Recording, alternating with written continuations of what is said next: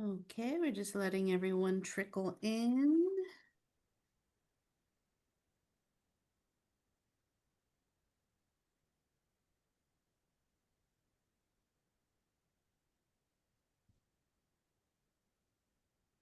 I know, I always thought it was instant when when you open it, that everybody's in there. You don't think about it having to Yeah, process through everybody.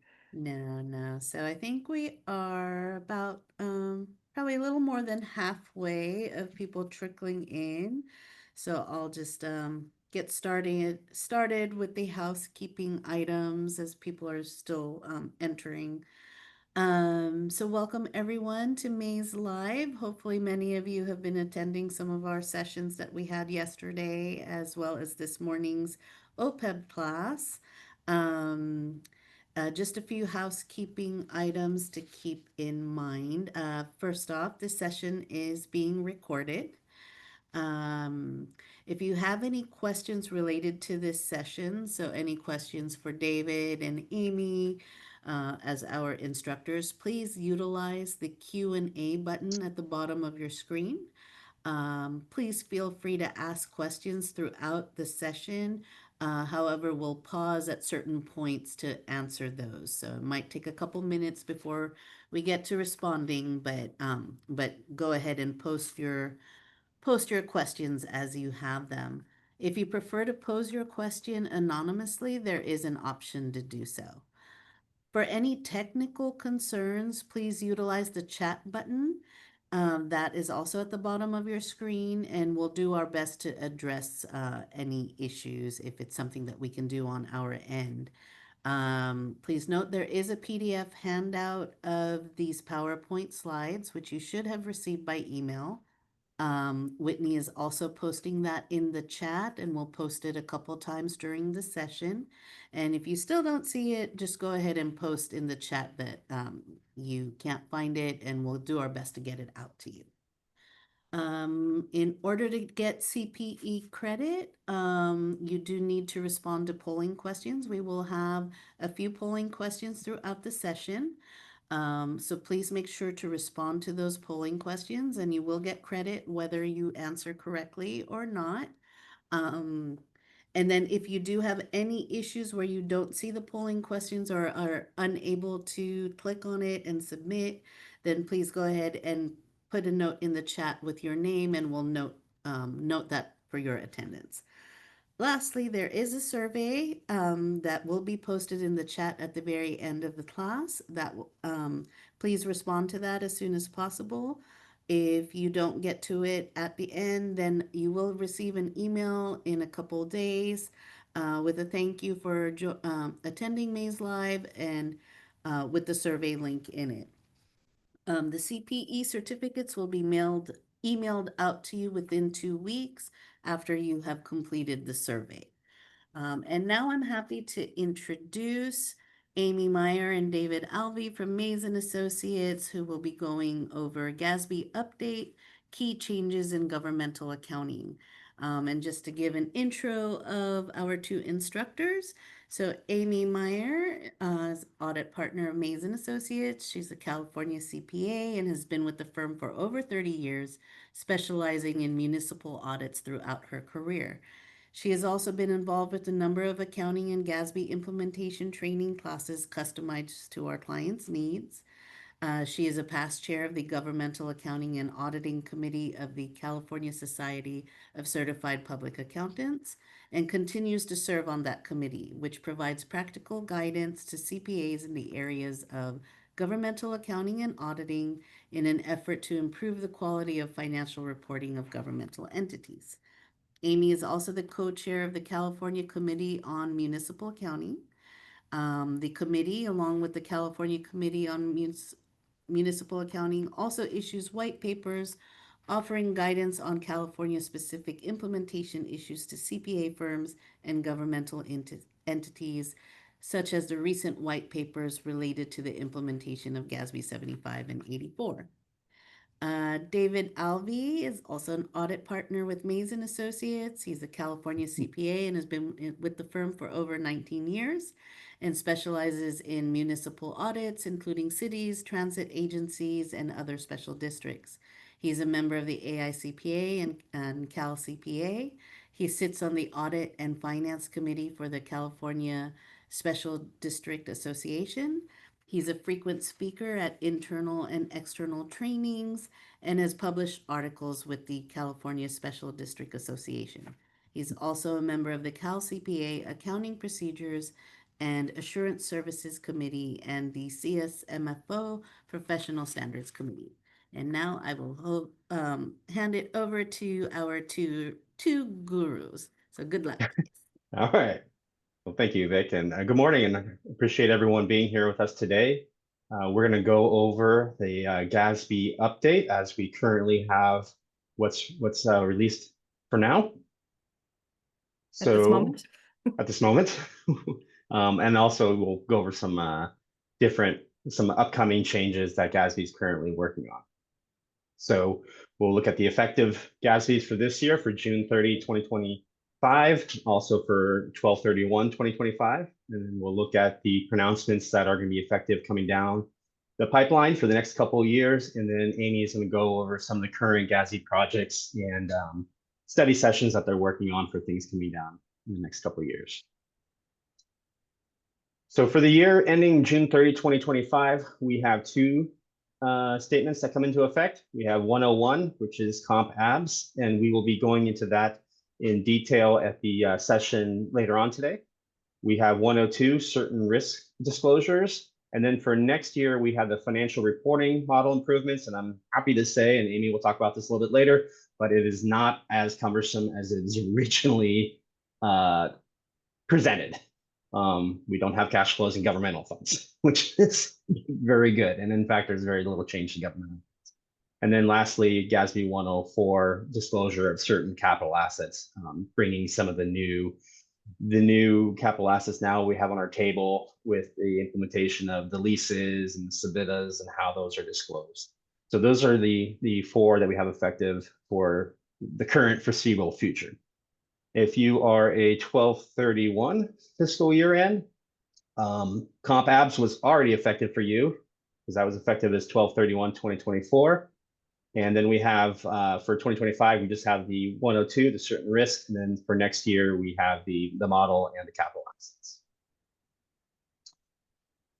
So that brings us to just our first question to start off the session. So which upcoming GASB statement are you most concerned about implementing?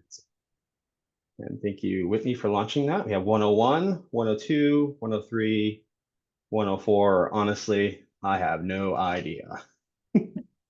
I think we can probably predict which one's going to be the winner, but we'll see. We will see. No, I can't click on it. I want to be I haven't looked at them. Yeah, we could be the two. Honestly, I haven't looked at them yet. Yes. That'll make this presentation a lot more interesting. Yes. It is All right, funny. so Usually the last few years we've had 3 and 4 years ahead. It didn't dawn on me until just seeing the slides, even though I've been looking at these. Only the next 2 years, so there, there's going to be more soon. Yeah, I don't know. I'll talk about it a little bit later, but I mean, just the flavor, with doing the GASB updates, I've been doing that for a long time since we started Maze Live in 2016. I feel like the culture of GASB has changed so much, and it's really being heard that, hey, we have limited resources here as a local government. And if you start beating us over the head with SBITAs and leases, we already still recovering from 68 and 75. We can't do it. And is it really helping our users of the financials? And that's the vibe I'm getting now. But that's just my personal take on it. Great. Okay, I'm going to end the poll and share the results. All right, Perfect. not a shock. Good. And that's really what we should be focusing on. And the one there, 46% comp abs, that's the one that's really going to have a financial statement impact that we need to focus on. And for the 11 of you that haven't looked, it's okay. You're here. Don't worry about it. Yes. Perfect. So we borrowed this from the GASB update from CSMFO last year, and this was from Alan Skelton. He's the GASB representative. He's the director of research and technical activities. The new David Bean, if you remember David Bean with his bow tie. And like I kind of mentioned there during the polling session, the culture has changed a lot there, I think, and he has the last, I don't know, 8 years worth or 5 years worth of GASB's here and in marked by the level of effort, from a small effort to a large effort. Obviously, you see the leases and the Civitas being a large effort, comp abs medium, the PPPs 94 medium effort. I don't see a lot of the private public or private partnerships. That's more of a school district thing, I believe. But like I was saying, that the effort has changed a little bit in terms of what they're really focusing on. So looking at now kind of last year and going forward, we can see that there is no large effort issues here.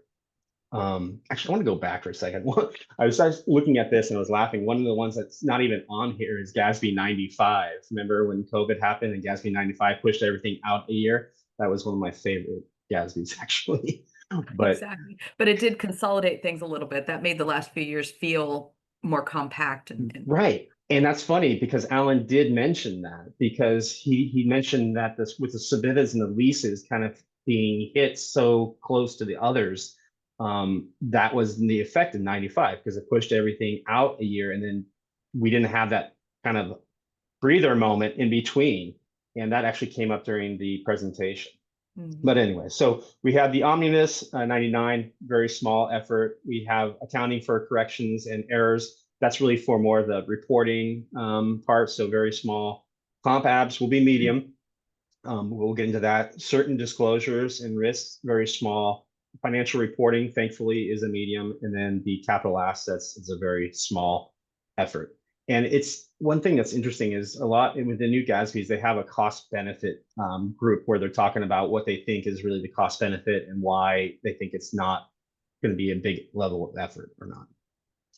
So let's jump right into what's being effective for 2025.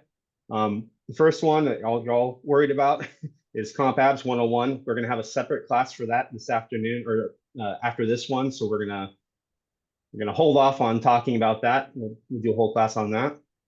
But the next one is the certain risks and disclosures. And really, this one is effective for June 30, 2025, or for 12/31/2025. And jumping into the meat of this certain risk and disclosures requires that we disclose information about risks that could cause a harm to an entity. So there's no financial statement impact. This is just disclosure only.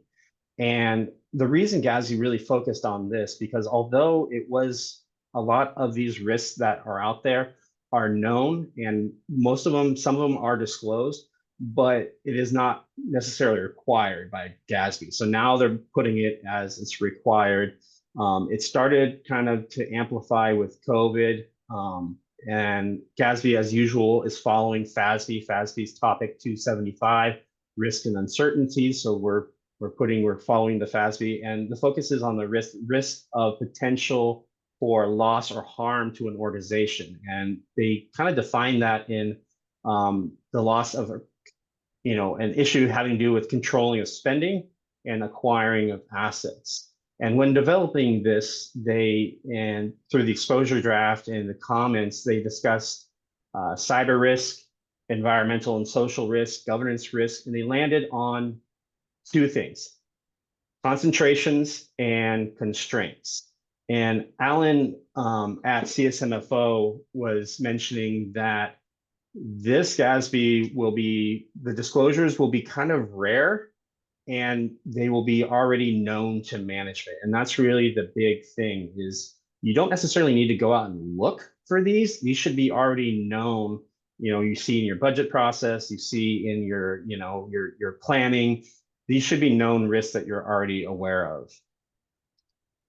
So concentrations and constraints. And so these are examples of kind of broad categories that the GASB gives. So a concentration is a lack of diversity, and that's really the key.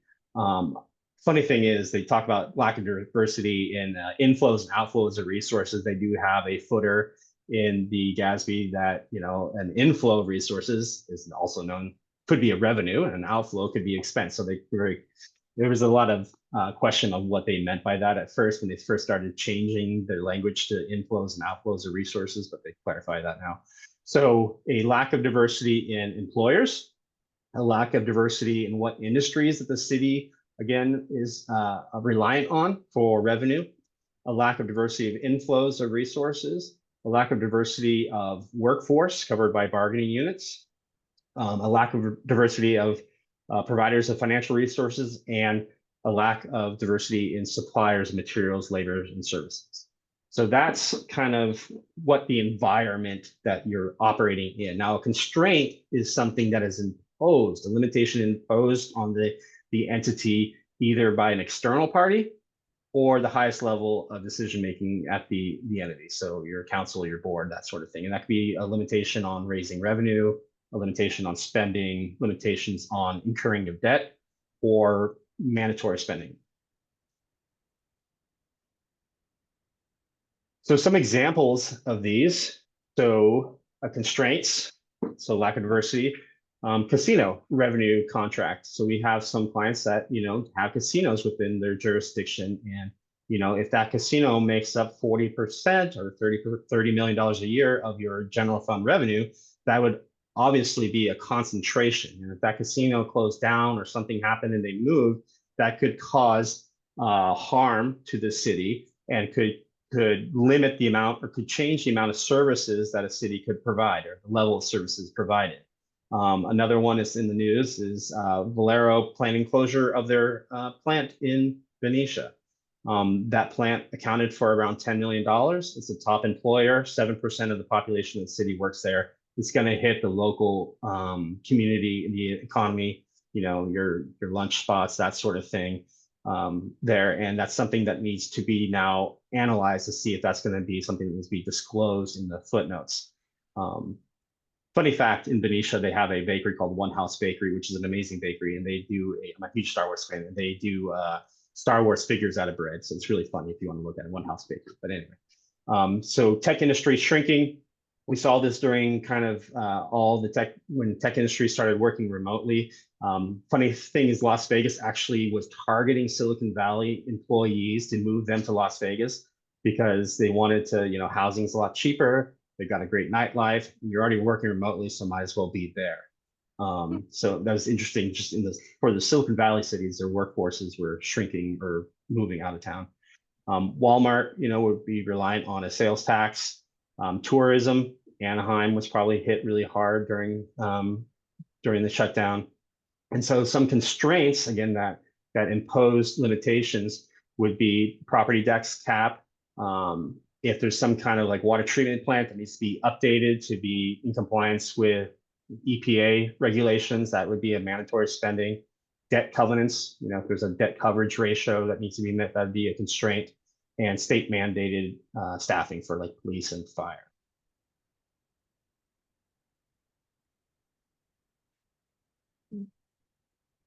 All right, polling question number 2. What is the key trigger for disclosure under GASB 102?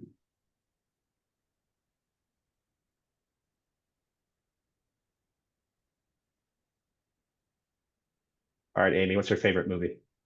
My favorite movie? It still remains Raising Arizona. Yeah. I've never seen that one. Oh my goodness. Yes. Raising Arizona. All right, I'm writing that down. I feel like I'm saying the wrong name, but yeah, it's an old oh goodness. Wow, I'm blank. Nicolas Cage movie and Okay. Holly Hunter and just old, probably from the 80s or 90s. It's just hysterical, stupid, funny, and still stays at the top of my list, even though there are others. Very good. My dad is currently obsessed with, not currently, been long-term obsessed with Tombstone. So I often see little snips of Tombstone. So those phrases from that movie are often in my head. Perfect. Yes. All right, Whitney, how are we Should doing? I end the poll? Yep. We have about 90%, so let me share the results.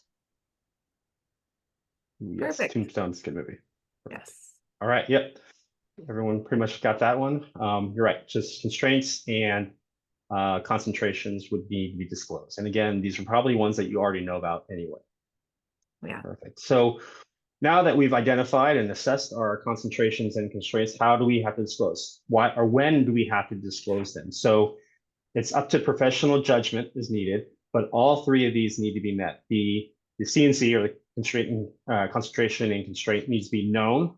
That is going to known to the government prior to the issuance of the financial statement. So if you issue in December or that sort, or November, you have to, like we do, read the minutes right up until the date of the issuance. You also have to assess if there's something happening up until the minute before we issue the financial statements.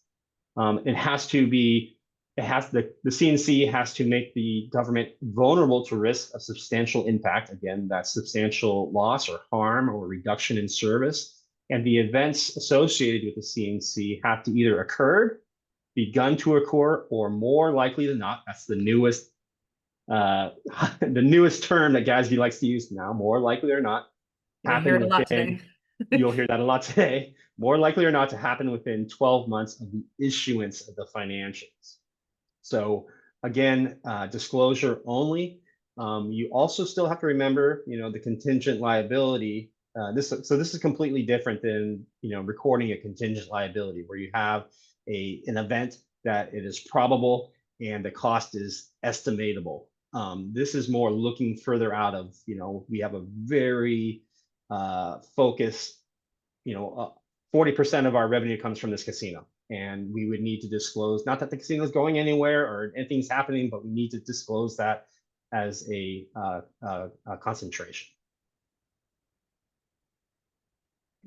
So when we're doing the footnote disclosure, we have to provide information to the reader about the description of what that concentration or constraint is.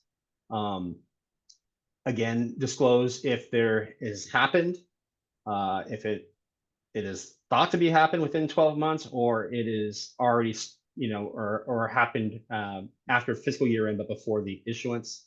And we have to disclose this for the primary government and other reporting units that report liability for revenue debt with committed revenue streams. And the examples here for this one in the back are really good. They've got an example of constraint where you have an airport fund where the major carrier is leaving, and they talk about how to disclose that. They have one that's a transit agency with a union contract for the operators, that the negotiations is not going well and it could reduce services. So that disclosure for that. The third one is a water district that has an EPA mandate that they update their facilities for mandatory spending. So the disclosure. And then the last one is a county in which the Air Force Base in the county, which is a big, employment opportunity, is about to leave or is thinking about leaving, or on a list to be shut down. So really good examples. Please take a look at those. And with that, I'll kick it over to Amy. All right, great.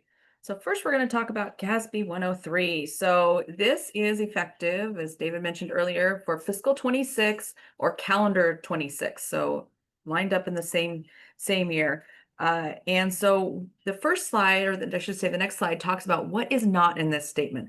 So yes, we rejoice sometimes when we see the final statement, because a lot of things there were a lot of rumors, discussions, presentations, examples of what was going to be in the statement, because this project was long-term and ongoing when they started looking at what potential changes need to be made to the reporting model. When you think of reporting model, think of GASB 34. That's the last time there was a big overhaul of the reporting model. So what is not in 103, just so you know when you get there, because you might expect to see it when you get in there, is adding any change to the measurement focus or the basis of accounting. There are no changes to short-term financial resources, measurement focus, and accrual basis of accounting, which was the original thought, and no changes to the governmental fund financial statements. And so the next slide shows how we feel about that. Yes, because there were lots of talks about it. David alluded to it, cash flows in the general fund and maybe other governmental funds, changing the accounting basis of the governmental funds and changing a lot of that. It doesn't mean that some of that might not come in the future, but as of now, Statement 103 ends up being pretty non-eventful, uneventful. So you can see it on the next slide. So the the next slide is not the what. Still the why. Why did they start looking at it? So GASB 34 became effective in 2002 and 2004. If you remember, it was a phased in implementation. And what GASB does about 10 years after the issuance of statements, whether they be big or small, they do a reassessment of them, and they do focus groups, roundtables.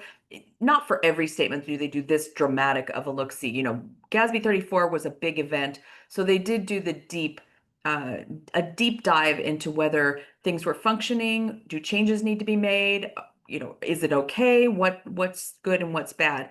And so some of you on this class may have been involved with some of those roundtables, or maybe you answered a survey. I participated in one roundtable and a few surveys. And so that's something, don't ignore GASB when they email you surveys, because they really do listen. Because in the end, a lot of the stuff that they had proposed and were talking about doing and might have been in the first exposure draft, or the, what do they call the preliminary views, didn't make it into the final statement. So that's where if you think, oh, we can't make an impact, you really, really can. So it's important to speak up, ask those questions. Again, through the survey, answer the surveys at CSMFO when they have their presentations and they start talking, ask those questions, ask the why, get the information so that you can have an impact. And of course, provide a comment letter, because they read every single comment letter. And So Alan did say that they take that into consideration, and they that really do. was why this was stripped down so much. Because people like, we Yeah. don't have the resources to do this. No, agreed. And the cost benefit, you know, because that's the whole thing. There has to be a cost benefit, right? Mhm. The benefit has to outweigh the cost. They do look at that. And if they don't hear anything saying it doesn't, then they're going to assume it does, right? That the benefit outweighs the cost. So the next slide is actually going to go over the what. So what is in Statement 103? So there are changes to the MD&A. They're not dramatic and they're not unexpected. Changes to unusual or infrequent items, presentation of proprietary funds. So there is going to be a visual change and a change in your financial statements to proprietary funds, but not actually changing any accounting. It's just presentation. Some information on major component units, budgetary comparisons, and then financial trends. So as we go through these, so MD&A. So if you think about the MD&A, the actual requirements of the MD&A have not changed. They are stripping out a few things, but the original requirements of the MD&A is that you include some tables, you include some analysis, and talk about the what. But over the years, a lot of times, you know, some of you have a better MD&A than others. Some of you just say it went up, period, and not the why. So this is now requiring the why, including the analysis, because even as auditors, we know that the why should be in there, and we may make some suggestions for, you should include this, you know, we know that this happened and you should really talk about this over here. But most of the time, as you all know, the MD&A is coming that couple days before we're ready to issue the financial statements, everything ticks and ties. It's grammatically correct. We're all happy. Let's get it done. So we're not going to always overanalyze it, even though, yes, in a perfect world, we should be. We should be pushing back and saying you should include a little bit more of the why. But now this statement is going to require it. So you do need to have include the information on the why the numbers changed. Now, the one point, and then this is not new, but it's again just being clarified.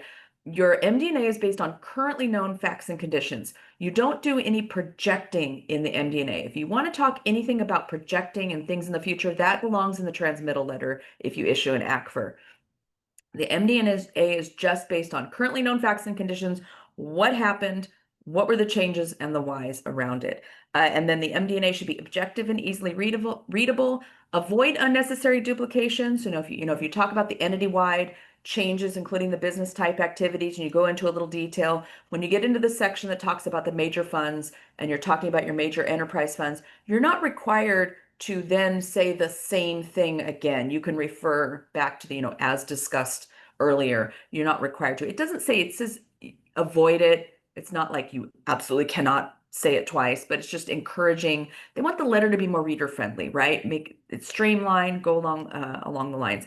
And then again, why the numbers change, say that again. And then they encourage, of course, don't require, but they encourage the use of charts and graphs to help the reader see the information that's going on. Yeah, it's encouraged. And so when you talk about the no speculation, so it's the information of the currently known facts and conditions at the date of the financial statement issuance. That's where you're not. So you may know a little bit more than you knew at the fiscal year end when the financial statements are being issued, but not anything beyond that. You don't have to project the future. All right. So for MD&A, you can get ready this year. So even though it's not applicable till next year, you can start thinking about this and thinking about the things. You can't take out yet because some of the boilerplate discussion is going to come out of the MD&A in next year.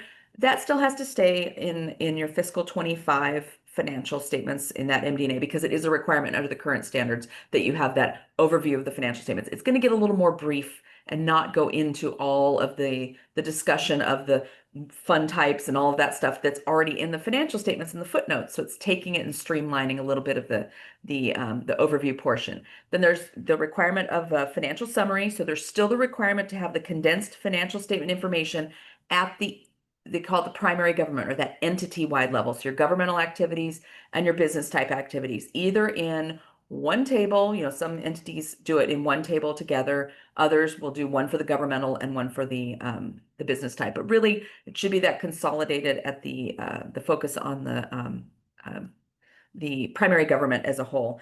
And then after that, you get into the detail analyses. Again, the why. So you want to include that why information. And then you have to have a detailed analysis of the primary government level and then individual major funds. You're not required to talk about non-major funds. Some entities do still have a little brief discussion about it, but it is not required, but you are required to talk about each major fund. So that's something you want to pay attention to on when your major funds change from year to year. Do you still need to talk about that fund that's now been pushed to the non-major funds, or do you need to talk about a new fund that needs to be in there? I forget if it's on the new slide or not. Sorry, hold on. Yes. So you no longer are going to talk about your budgetary changes in the MD&A that used to be in there. That's going to be elsewhere in the report. You do still have to talk about significant capital asset and long-term financing activity, but it's about activity. You're not required to include the tables as you are now to include the changes because again, it duplicates. So avoid unnecessary duplication where that change table is in the capital asset and the debt footnote. You don't need to include it in there. And then, as I mentioned before, the currently known facts, decisions, and conditions that are expected to have a significant effect on net position, known at that date, not looking forward. All right, so our next poll. So which of the following, so Whitney will launch it, is not a required section in the new MD&A under 103? Overview of the financial statements, so not required. Overview of the financial statements, detailed analysis of capital assets, schedule of revenues and expenditures, currently known facts and decisions or conditions. So I gave you the answer, but I may not have said it clear enough. So give your best shot there. Amy, it's funny. Whenever we do these presentations to like the board or council, I always say that the MD&A is the executive summary, right? I mean, if you're going to read anything, and of course you should read the footnotes and the financials. Yes. Obviously.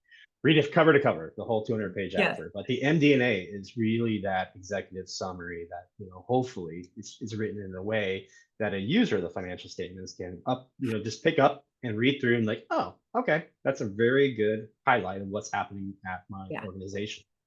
And that's really, I agree that it's well written to provide that information. I agree. I know I say this exact same thing. And even sometimes I think, God, I hope it has enough analysis in there, not overstating the fun of it. But yes, I agree. Right. But I say the exact same thing, but of course I want you to read it front to back. Yes. Yes. In conjunction with the financial statement. Exactly. All right. All right. Should I end the poll? Yes, ma'am. Sharing results. Let's see. So, perfect. So actually the correct answer is C. And like I said, I think I didn't quite say the words I needed to say. So a schedule of revenues and expenses is required, which is that entity-wide full accrual table is a requirement of under this statement.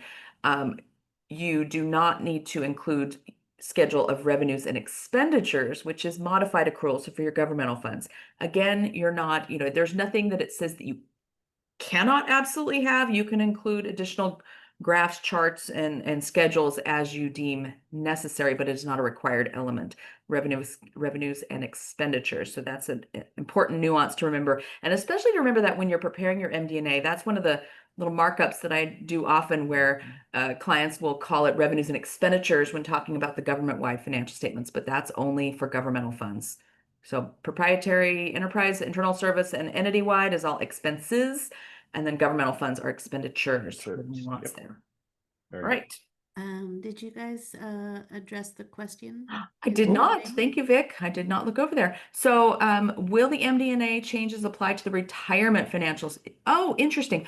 If you prepare an MD&A in your separate financial statements, yes, because this is going to be an across the board new requirements for the management's discussion analysis. Probably not going to have too much of an impact other than maybe taking out some of the boilerplate verbiage. But I think with the retirement financial statements, it's going to be a more concise report. But again, you're going to have to talk about the why things went up and down, which is usually easier in the smaller reports, right? You usually know the why and why things are changing when they are. Yes. Right. Then the next component of this statement is unusual or infrequent items. So it's been unchanged in the definition under statement 62. So there was that statement 62 added that notion of unusual or infrequent. So you think of the extraordinary items is going away. That terminology, it's now just becoming, we used to have, so prior to this statement, you have extraordinary items and special items. And the difference between them, they both have to be unusual or infrequent, but the difference between extraordinary and special is within management's control. Special items are within management's control, extraordinary items are not. So that is going away. That nuance is going away. Now it's just if items are unusual or infrequent, then you report it. They have to meet the definition of both, or unusual, or excuse me, one or the other, unusual or infrequent. And then the presentation is going to be below the line, so below, right above the final change in that position. And then you disclose the program function or identifiable activity, disclose the event around that event. And then you also have to include in the disclosure whether it's within the control of management. So they're taking away the extraordinary versus special, because there was a lot of confusion with that in the last few years. And so then we wouldn't have gotten the questions that we used to get in the GFOA when we put some of the RDA dissolution items down in the special items, because man, it was unusual or infrequent. It may not have qualified under extraordinary item. So we were putting them in special item, but it's not quite within management's control. This would get away from that gray area if that event were to happen again. Not that we want it to. So the next section of the statement is proprietary funds. So this is the biggest change. I mean, the MD&A could be seen as a big change, but hopefully not, because like I said, for most of it, should have been doing a lot of it already. But for the proprietary funds, this is changing in the presentation. So now, again, it's just moving things around. So you're going to have your operating revenues detailed, operating expenses detailed, like you do now. Then there's a new section called non-capital subsidies. So those are, anything that's not a capital subsidy, like taxes, operating grants, think anything that's not for a capital related purpose goes in its own section, and you detail it by the major types. Then you'll have a new subtotal that's operating income or loss and non-capital subsidies. And then other non-operating revenues and expenses, and again, details. So the normal stuff, your interest income and your interest expense, your debt-related interest expense and things like that, detailed. And so then you'll have a new total other non-operating revenues and expenses, and then a new, if you have an unusual or infrequent item. So of course you're not going to have this every year, but if you have one, you'll have another subtotal income loss before unusual or infrequent items. You'll have those items detailed, and then increase or decrease in fund net position. So of course, if you didn't have unusual items, those two lines would come out. You'd have the new subtotal of increase or decrease in fund net position, and then your beginning and ending. So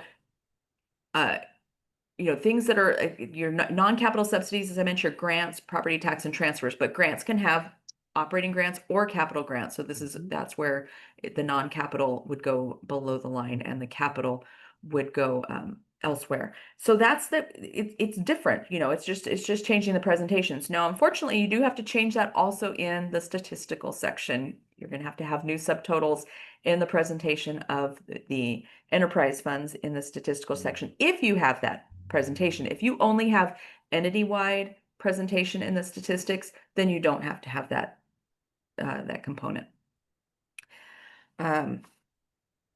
All right, so then the next, I feel like I had, what was my note here? Definition of subsidies. It's received or provided. Proprietary fund does not provide goods or services. So the difference of a subsidy, that's why I didn't really go into what a subsidy is. Subsidy is anything, it's not your charges for services. It's not related to the enterprise fund's operating activities.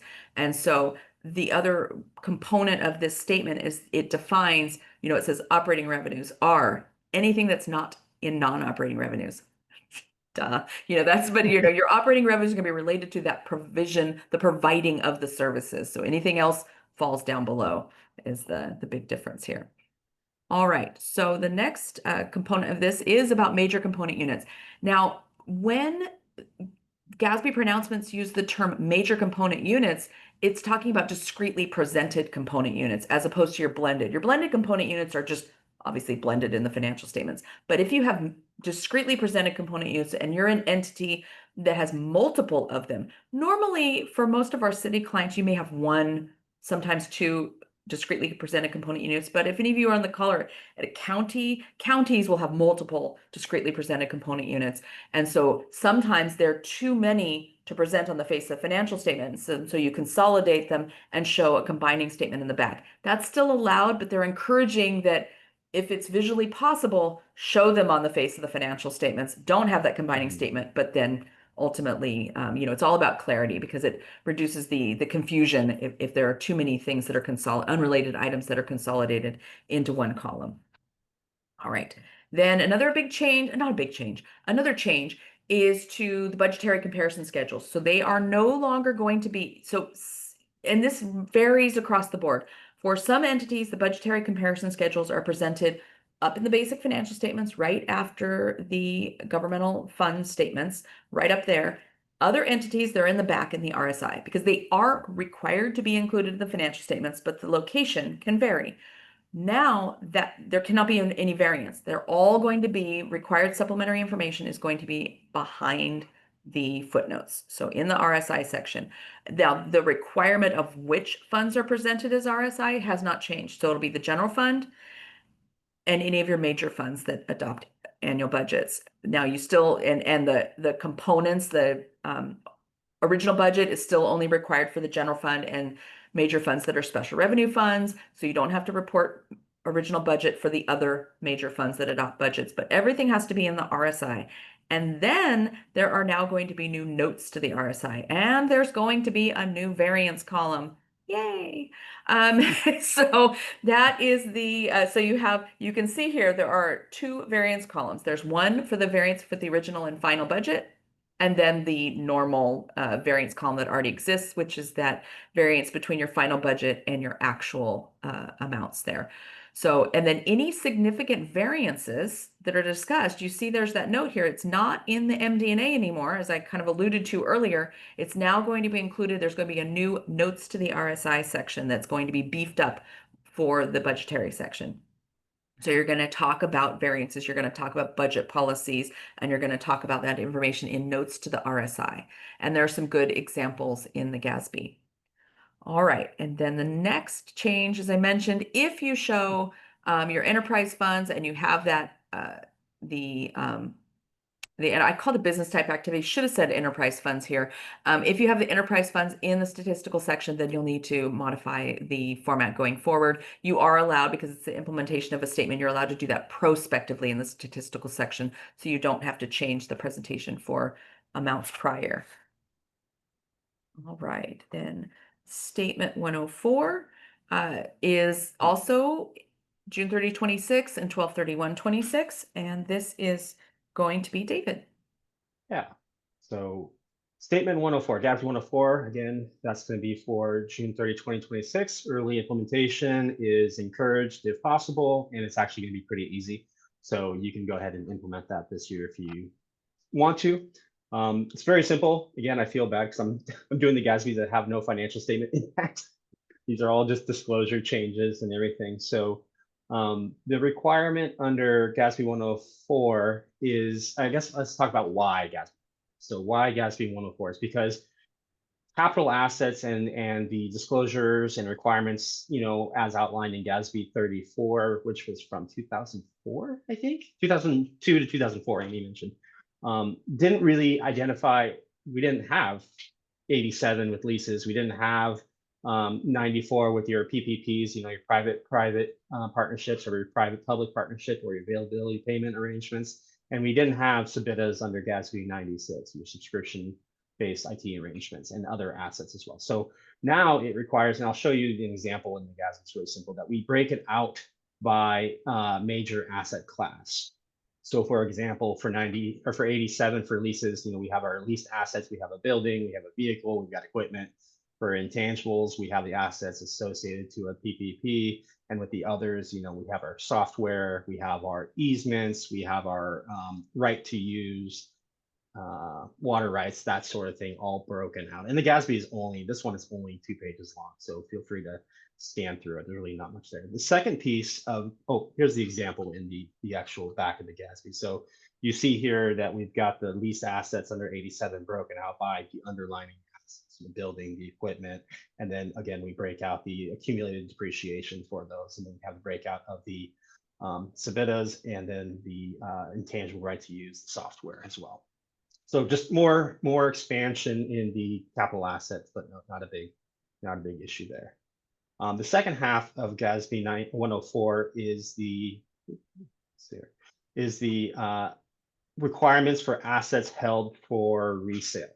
So now, and the reason for this piece of it is there was very inconsistencies of how local governments were reporting the assets held for resale.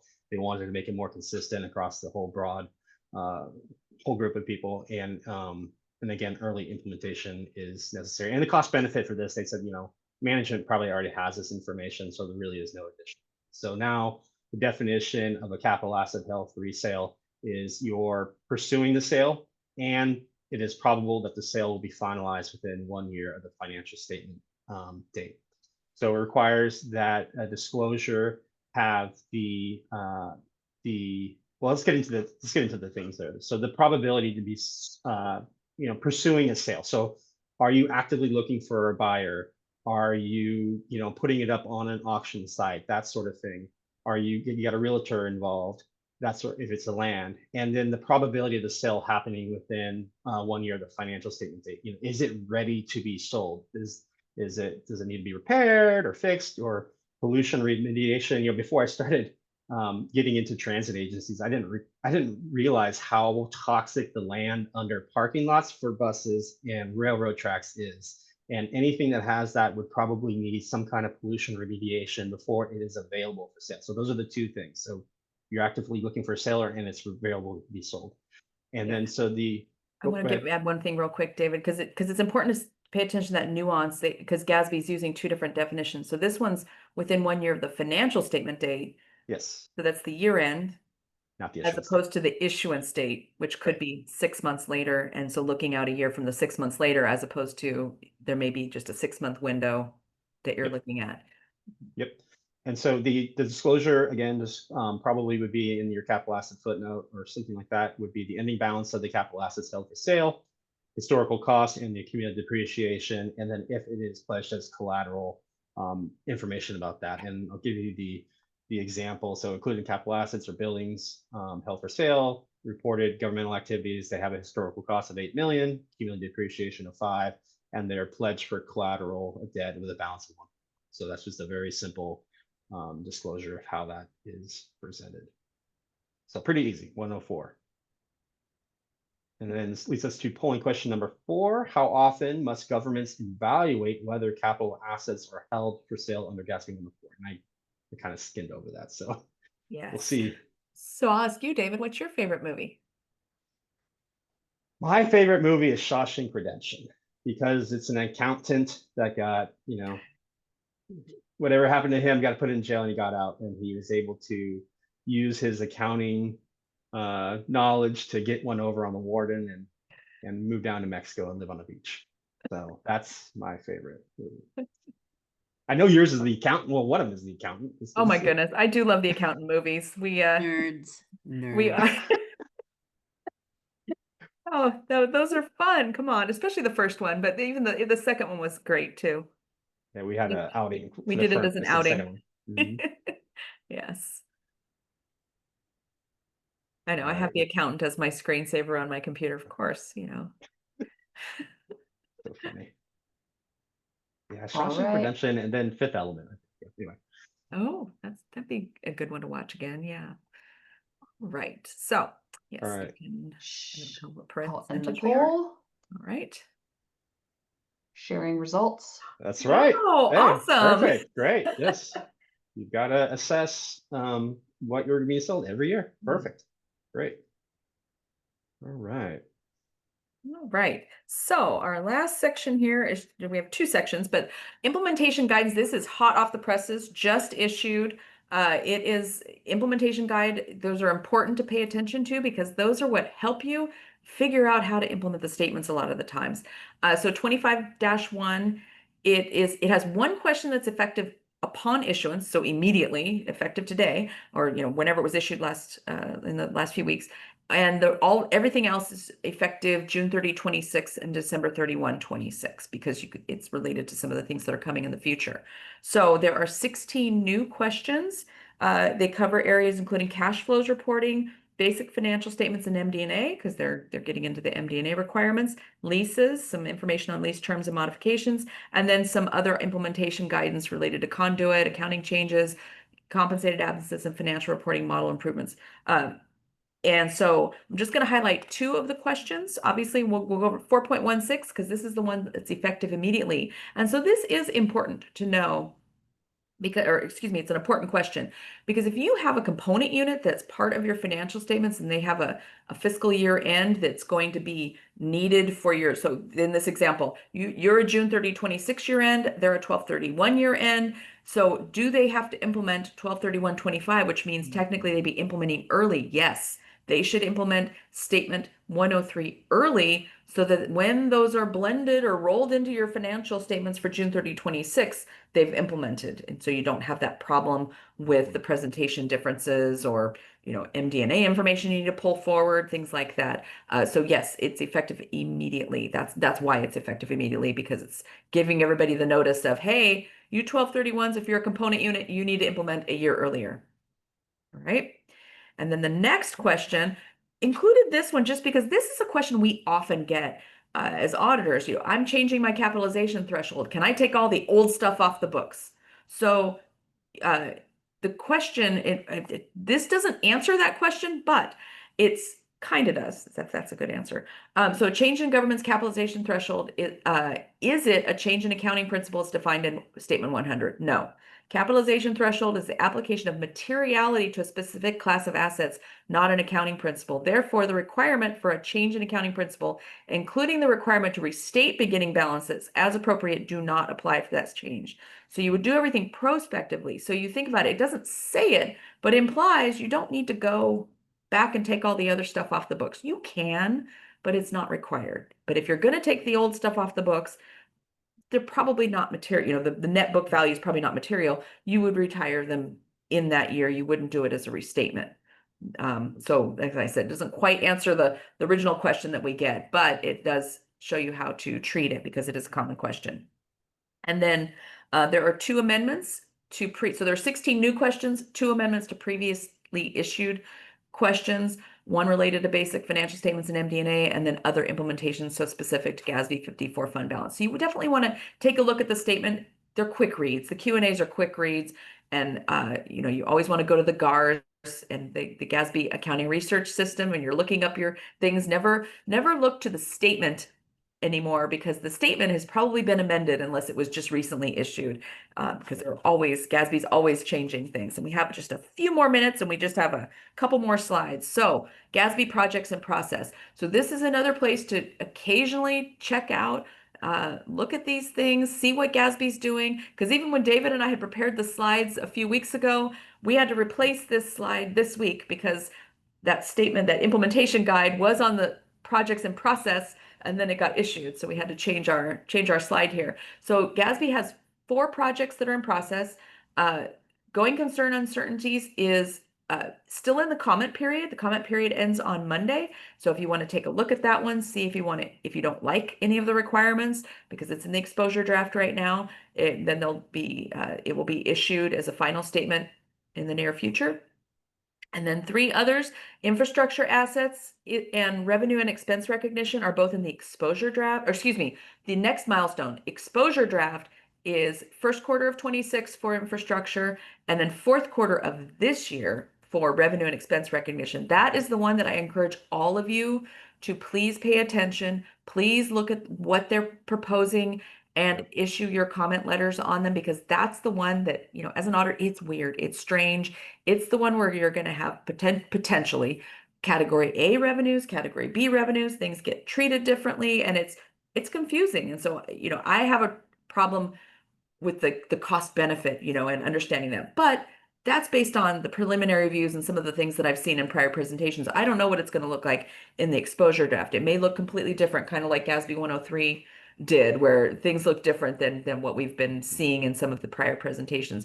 But you want to make sure that you understand, what's going on, and you understand what's going to be required of that statement, and that to help them, maybe it's fine the way it's going to come out, but there might be some need for some clarification on some of the requirements. You want to pay attention to that.